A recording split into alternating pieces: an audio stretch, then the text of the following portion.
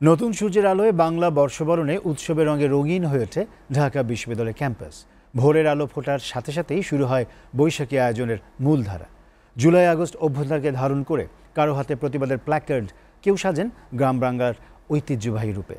ঢাকা বিশ্ববিদ্যালয় ক্যাম্পাস ঘুরে আরও জানাচ্ছেন সহকর্মী মামুন হোসাইন। রঙে রঙে ঢাকের তালে আর হাজারো মানুষের পদচারণায় মুখর ঢাকা বিশ্ববিদ্যালয়। চারুকলায় বাংলা নববর্ষণে ছিল মূল আয়োজন। প্রতিবাদের প্লাকার্ড, গ্রামীণ সাজসজ্জা সবই ছিল। কেউ এসেছিল প্রিয়জনকে সাথে নিয়ে ঘুরতে। দেশের অন্য জাতিগোষ্ঠীর লোকজনও যোগ দেন তাদের নিজস্ব ঐতিহ্য নিয়ে। হিন্দু মুসলমান ব্যাপারটা নাই, সবাই খুব আনন্দের সাথে সেলিব্রেট করছি, ভালো লাগছে। পার্থক্যটা আমার কিছু মনে হচ্ছে না। আগে যখন আনন্দ করতাম, এখন সেভাবে আনন্দ করতেছি আমরা সবাই মিলে। আবহমান কাল থেকে কিন্তু এটা আমাদের বাঙালি সংস্কৃতির একটি অংশ হিসেবেই ছিল, এখনো আছে এবং ভবিষ্যতেও থাকবে। এটা চিরন্তন। এটা শুধু উৎসব নয়, বরং সাংস্কৃতিক পরিচয় আর প্রতিবাদের জায়গা। তারা চায় বৈষম্যহীন মানবিক একটি সমাজ।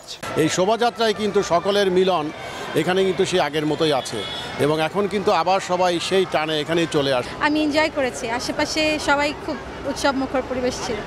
আমরা আমাদের কালচার এবং আমাদের যে ট্র্যাডিশন, এটাকে উপস্থাপন করার জন্য আজকের দিনটি নির্ধারণ করে থাকি আমরা। তো বাংলাদেশ তথা বাঙালি জাতির জন্য এই দিনটি গুরুত্বপূর্ণ এবং আমাদের জাতিসত্তার জন্য গুরুত্বপূর্ণ। শোভাযাত্রার পাশাপাশি বসেছে বৈশাখী মেলা। হাতে তৈরি গয়না, পটচিত্র, মাটির খেলনা আর দেশি জিনিসপত্রের স্টলগুলোতে ছিল উপচে পড়া ভিড়।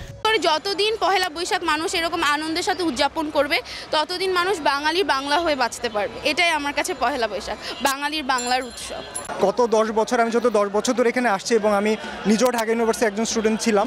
সো ওই হিসাবে যদি আমি দেখি, তাহলে আমার কাছে বেশ জাঁকজমকপূর্ণ মনে হয়েছে। সবাই মিলে টিএসসি ঘুরলাম, তারপরে রমনা বটমূলে গেলাম। এই দিক থেকে চারুকলা ইনস্টিটিউটে আমরা শোভাযাত্রাটাও দেখলাম। বৈশাখ বরণের এমন আয়োজন শুধু উৎসব নয়, হাজার বছরের সংস্কৃতি ও কৃষ্টি ধরে রাখার এক গুরুত্বপূর্ণ অংশ বলেই মনে করেন আয়োজকরা। Mamun Hossain, SA TV, Dhaka.